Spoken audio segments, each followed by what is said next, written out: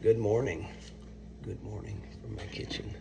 It's Joey Roberts, Kind Bold Faith, Kind Bold Coffee, Kind Bold Everything. Uh, mm-hmm. Wanted to point out the really cool coffee mug, courtesy of Pastor Scott and Miss Phyllis Webb. Um, Dear friends.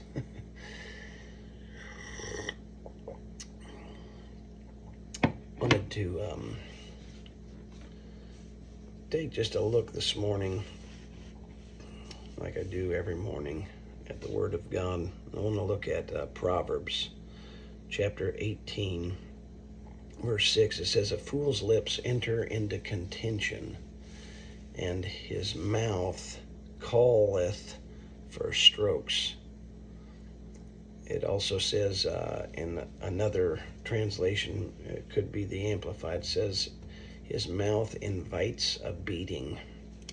You can invite. I can remember my brother growing up. We were at a bowling alley one time, and I want to say we were home from Rhema, possibly, but it may have been earlier. We may have been in high school, probably, hopefully. But I was in the video game room. It was like a Friday night, and there were some dudes hanging out in the video game room, and I could just tell they were looking for trouble.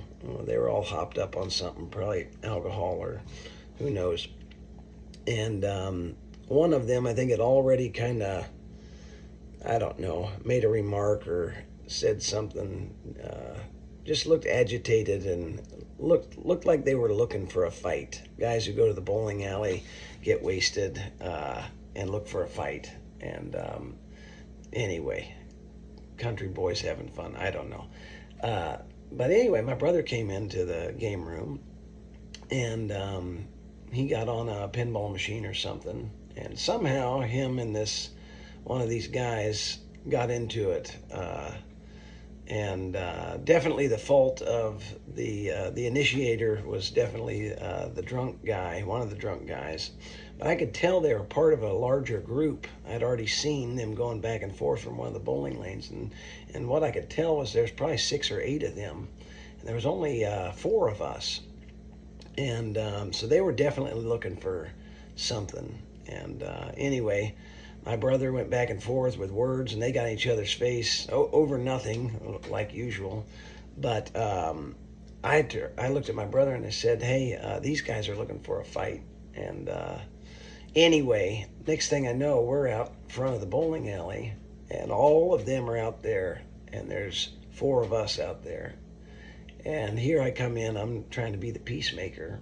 And long story short, it wasn't good. I remember getting upset with my brother, and I said, you didn't have to get into this. That guy already tried to pick a fight with me, and I just let him run his mouth, and I kept my mouth shut and just walked away. Sometimes that's the best policy. I can hear my grandmother saying, Jobo, don't call me that, but my Grammy did, Jobo or Joey, if you don't have anything good to say, don't say anything at all. If you don't have anything good to say, don't say anything at all. Why? Because a fool's lips enter him into contention, into a problem, into moments of insecurity, into moments. I don't know how many times through the words of my mouth, I brought myself into places of contention, places of unsurety, places of intense concern. And my mouth invited a beating. Verse 7 says, a fool's mouth is his destruction. What's his destruction? His mouth. The mouth of a fool not only brings him destruction, but it is, in fact, itself his destruction. And his lips are the snare or the trap of his soul. His lips are the thing that are keeping his mind, will, and his emotions all messed up or in a trap. I don't know how many times I've met people who are confused. They need prayer. They're depressed. They're worried. They're anxious. They're fearful about the future.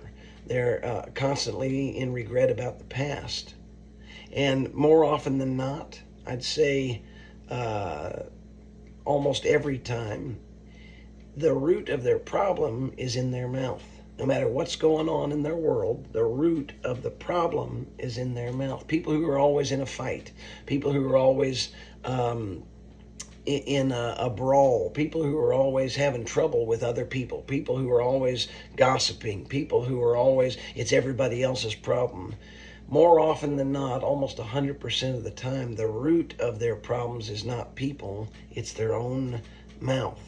Verse 20 says, a man's belly shall be satisfied with the fruit or the seeds of his own mouth, and with the increase of his lips shall he be filled. You got to ask yourself, do I have room in my lips for greater words? Do I have room to grow in what I'm saying? Am I saying everything correctly? Am I saying everything I should say? Am I not saying what I shouldn't say? I'm honest with myself every day when I'm facing an issue, when we're going to prayer about something. I first look at Jesus, I first look at the Word, but I also examine and make a mental note of what have I been saying in this area. Sometimes I haven't said anything. Sometimes I'm starting from scratch, and that's not a bad place to start. Other times I had looked at a thing and thought, man, I got myself into this by what I've thought about this, by what I've been saying about this situation.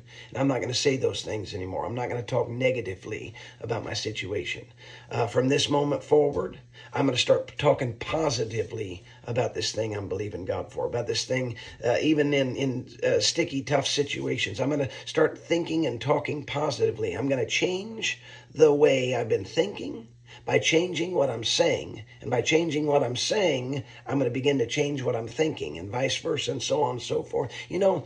Until a person changes how they think and changes what they say, they'll never change what they really have.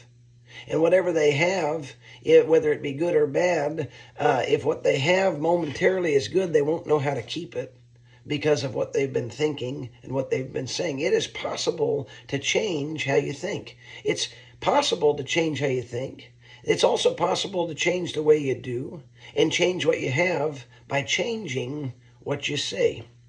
Look over at Romans 10, familiar verse. Romans 10. Well, let's look at verse 9 and 10. Well, look at verse 8. But what saith it? The word is nigh thee, even in thy mouth. Where's the word? In thy mouth. Where's the word? In thy mouth. Joshua 1:8 talks about keeping this book, this word, before your eyes and in your mouth. For then you can do according to all that's written. Until you can do according to what's written, you can never really have what is written.